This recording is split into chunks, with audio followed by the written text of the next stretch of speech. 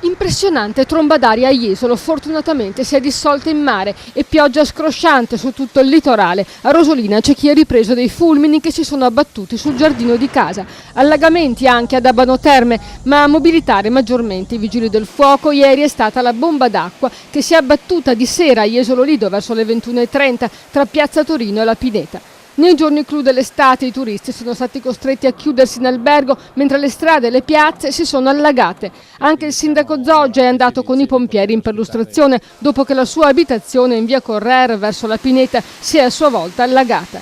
Disagi davanti al grattacielo Merville, sempre in Pineta verso Piazza Europa. La pioggia torrenziale si è concentrata in pochi minuti sul litorale est, mentre l'entroterra è stato risparmiato. Tutta la zona pineta di Jesolo ha sofferto molto e alcune decine sono stati gli interventi per mettere in sicurezza l'area.